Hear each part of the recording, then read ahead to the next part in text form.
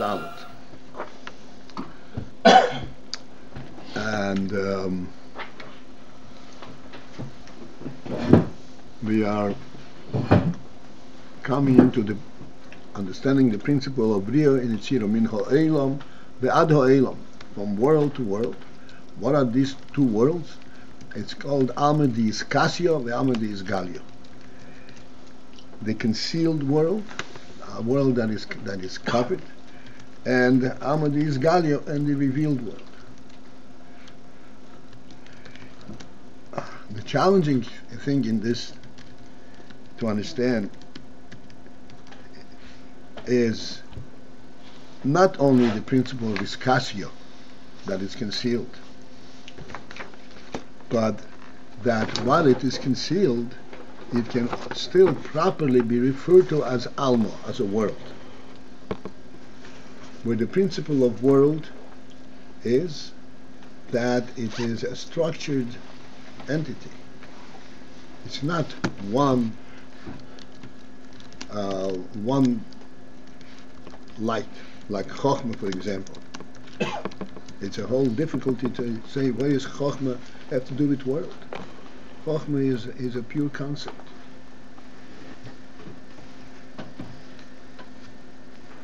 It's not a world level observation. This is why Chochmah comes in the form of Borag HaMavrik. In the world, you cannot really relate to this purity. It comes in the form of a spark. You hardly notice it. It just illuminates, but it hardly notice it. As also we pointed out, that Chochmah, which is correspondent to sight on the physical level, the physical experience, in sight also we have this phenomenon, really a phenomenon, if you think about it. How it is that at one glance we can see across a huge expanse. And not only do we see that this is a huge expanse, but we see that this expanse is populated, has all kinds of different things. We do not necessarily identify each thing individually, but we certainly notice, recognize that there is a whole expanse there.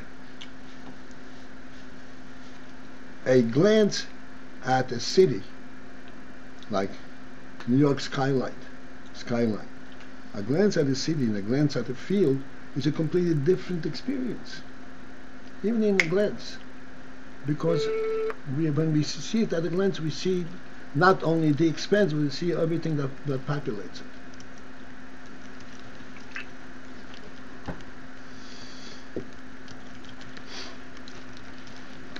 Which is really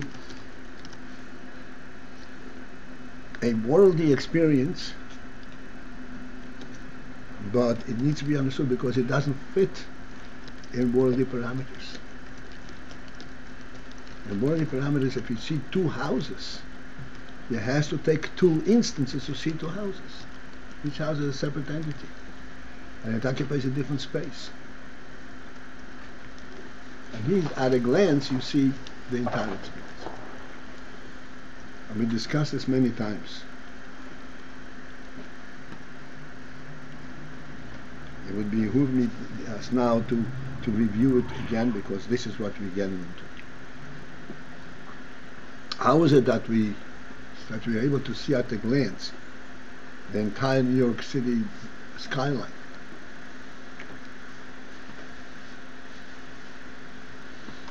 And it's not disturbing us. Yeah, it all fits in. And here is where we need to really focus in and understand what is that experience of that sight. There is two distinct experiences, two distinct means by which we recognize things outside of ourselves. One is by examining them each, in other words, by encounter. And the other is by by the reality itself presenting itself, showing itself. If you see it as encounter, then there's no way you will see it in an instant. You will see each thing as you encounter it. But if you see it from the perspective of the essence, that it shows you what there is, then you can see it at a glance. But then the reality of it, of what you see, is not because you saw it, not because of you identifying it, but we see the basis where it's coming from, who is showing it to you, what's being shown. You're seeing it at a different level of reality.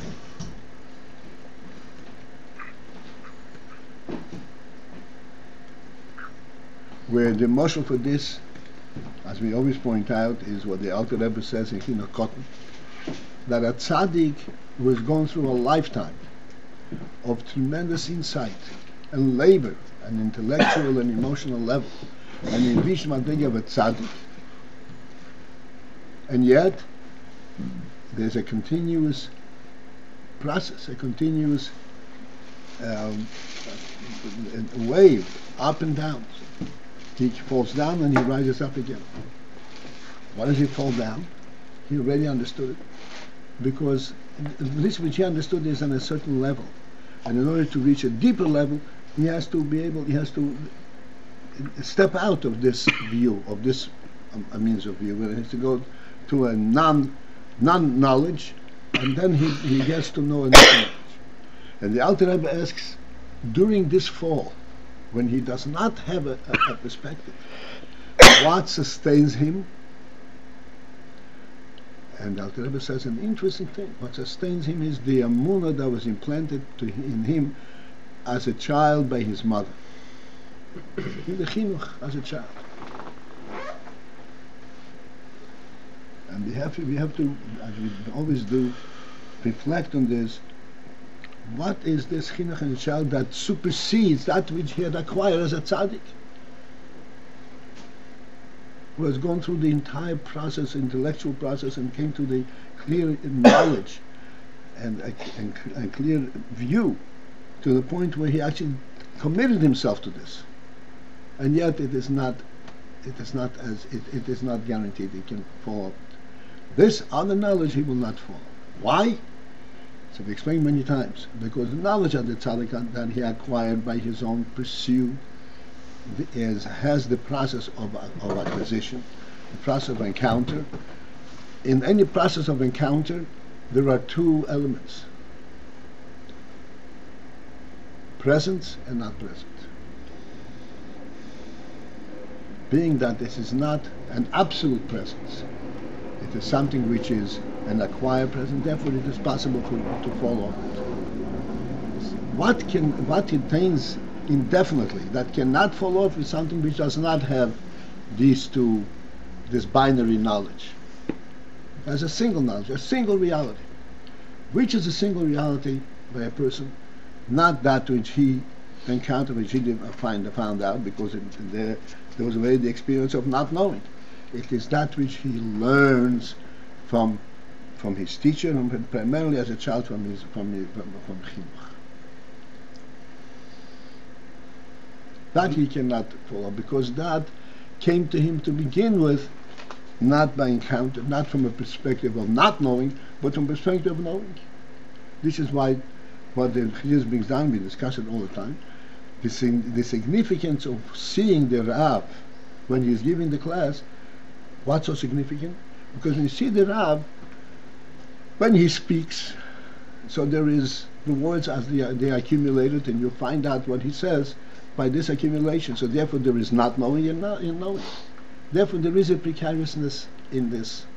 But seeing the Rav himself, that is the reality. And we relate to that thing that this Rav really knows it at a much higher level than what he's presenting. He knows it because it's real. That gives you a completely different insight. This is what Rabbi HaKodesh said. V'yisi Reb Meir me'achurav.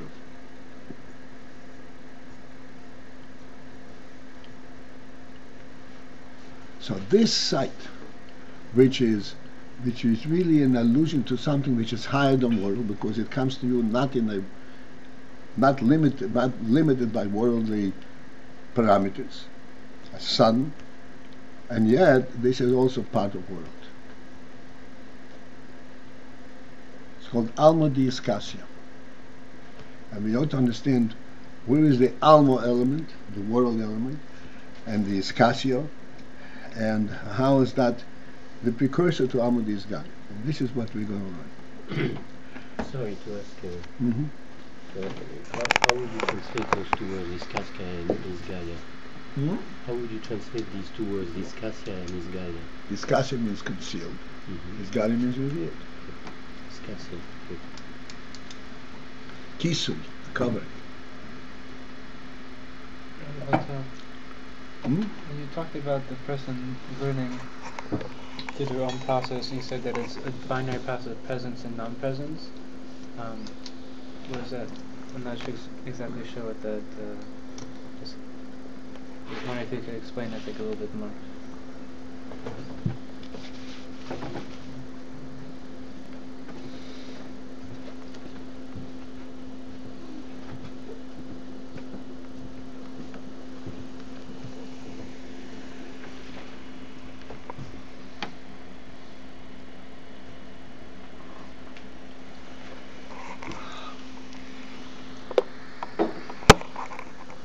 Unless you think it's going to take us too far off. No, it's not going to take it too far. I thought it was,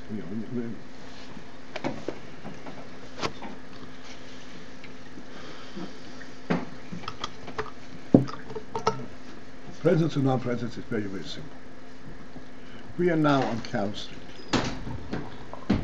We're also in Brooklyn. Brooklyn, the Brooklyn element is not something that we are discovering. We're completely encompassed by Brooklyn. You can go for miles and miles and miles, you still be in Brooklyn. You don't encounter Brooklyn from our perspective. Whereas Cow Street, yeah, there's Cow Street and there's Crown Street. This is what you discover within Brooklyn. And that you may not know exactly where you are.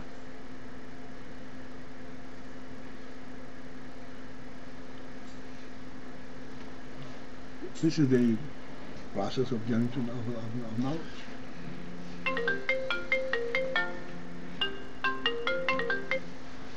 All right, so this is like an introduction to what we're going to learn in the next couple of sessions. Can you just the marshal you gave about things from the perspective of being shown rather than acquired? Alma discussed. This is almost this is what you mean. This is Alma discussed thing. It's an oil where it's Lamaila. What did you? Yeah.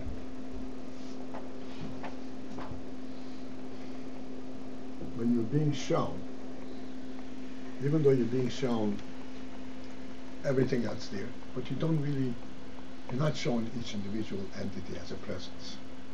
You're showing everything as part of the greater reality, like in sight. Relative to going and examining, walking through the street, this is called Alma discussion. So it's not it's the greater reality, or the way the pratim are included in the greater reality. No, it is Alma discussion because in fact it's a greater reality. It's the greater reality. It's the greater reality. Huh? Alma discussion, the marshal Is a much higher reality. That reality is not dependent on your identifying it. It's a fact that it is there because of a higher command, of a higher reality. This is the challenge that we have. It includes the pratim. The pratim, the way they are in the higher reality. It includes the pratim, because in the higher reality there is the pratim. There is everything is infinite pratim, and that shows that it's a completely different different kind of reality. How can be inton and proton?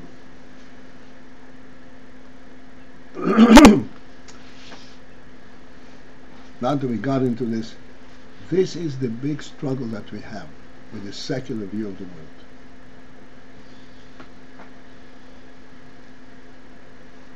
How is it that we are looking at the very same world? And they see a completely different, they see a completely different reality, different world. The answer is, they would not accept knowing anything without identifying and touching everything. There is no Chochmah level. There is no sight level. As a matter of fact, they deny that there's such thing as sight, in the real sense of the word, the way we interpret sight. There isn't. Don't trust your eyes. It's the first statement in any science book. There's no such thing as sight. There is no truth at the level of sight. Only that which you can examine and weigh and measure, that is truth.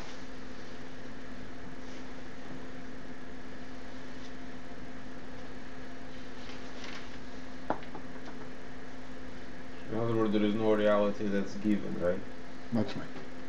That's right, exactly right. Exactly right. This is what they say. No, it's all developed on the external level, and the impetus for that development, the evolutionary impetus. What's the impetus for the evolutionary process? Nothing. Nothing. It is for protecting the Metzius. There is no reality behind it.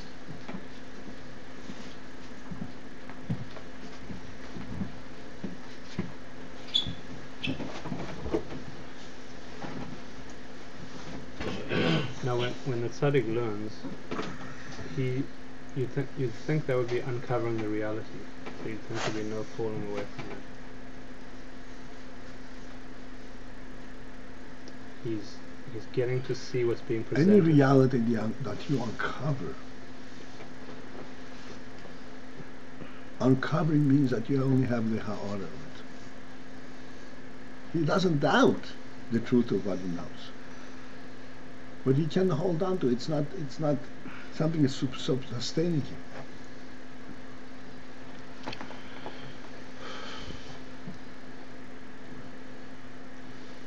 Hasn't become. It's not the level of das already. There's four. Even if it is a level of das, das is also a koyach. Okay. Reality is beyond the koyach. It's the nefesh itself. That's what we say. Amunah is above koyachs. This is that which is implanted.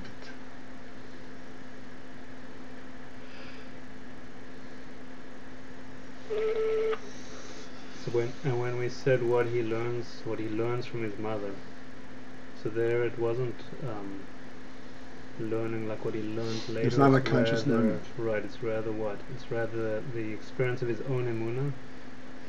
Yes. Mami said it's a completely different, and it's more than Mami said. Mami stands for this is the reality with which I grew up. There's no other reality.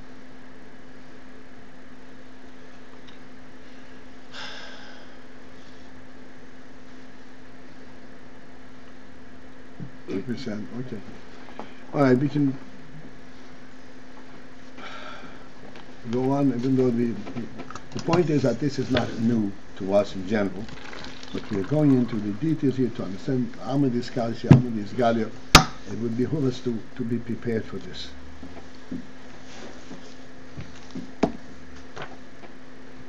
These are the mashalim to explain Alma Discalcia. Yeah, we just now gave Mashal. Chochmah and Bina, Alma Discalcia, Alma Disgalia. Okay, Alma Disgalia is Bina? Right. Okay. The Pratyun, okay. Chochmah is Atzilus and Bina is Bria. But we shall see, on a lower level, Bina is Amad Iskasi and Yitzir is Amad Iskali. We'll see in a minute. So tzaddik would never make a mistake attributing, giving more credit to his own experience over what he learned from his mother, right?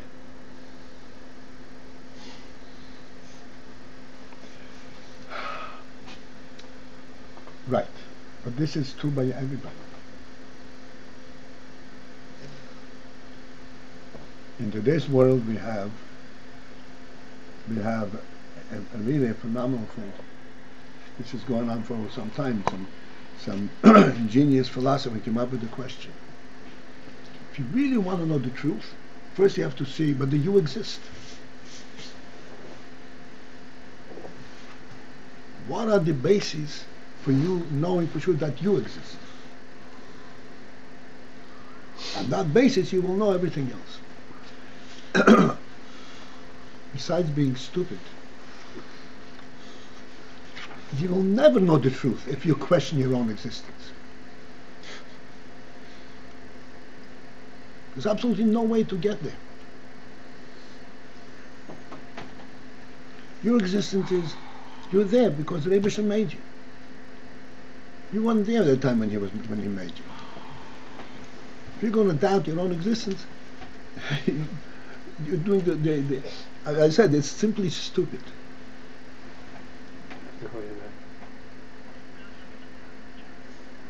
The Frierdiker Rebbe says there are two types of seichel. Seichel shel Chochmah and seichel shel Shtus. These are his words. There's seichel shel Chochmah and seichel shel Shtus. Seichel that is based on wisdom, it's a wise question. Seichel is a process of question and answer. Seichel shel Chochmah, a wise process. And then there's a stupid process. You can ask a question, but there's no this question is not going to reveal anything. On the contrary, it's going to conceal the truth. And you don't come to the question because you have a question. It is a superimposed question. Oh, it would be smart if I would ask that question, but it's not smart.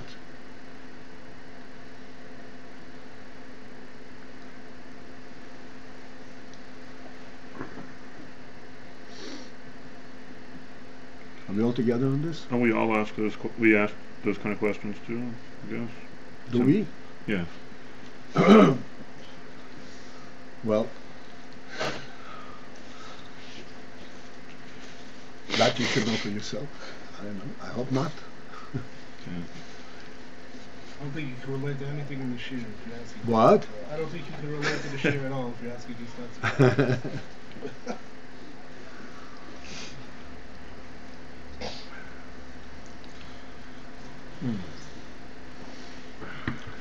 We have to have something inside. We will be on the line. This is approximately 10 lines from the top on Nun Daled, and the line begins Hashem Elokei Yisrael min ha'olam v'ad ha'olam. Min alma diskasya l'alma disgal.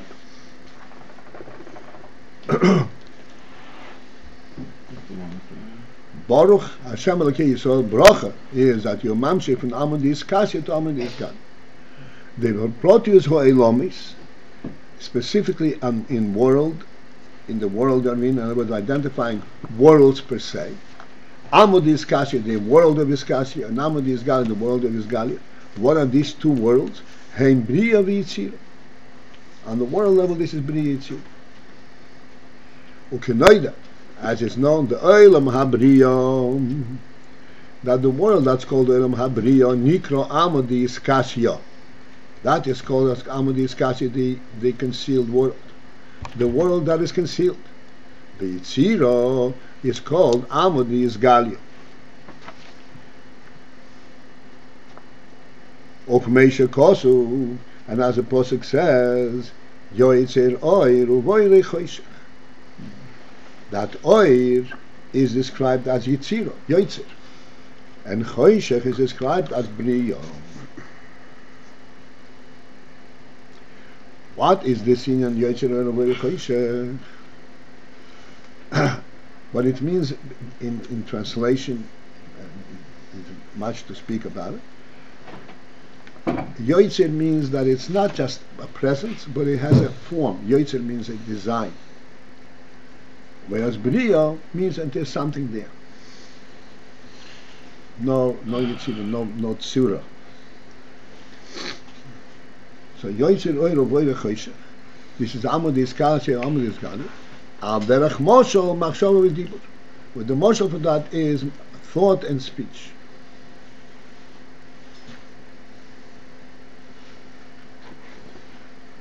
Machshava is called Amudi Iskasio, and Dibur is Amudi Iskal. We will leave this till tonight in Mitzvah Shem, and hopefully we will be able to begin the senior tonight. Everyone is welcome. 679 Crown Street. At 9:30. Which one is bracha? And which one is what? No, 8:30. What we're talking about? All right. Bracha and Have a great Kaddish. day. Is that what we're talking about?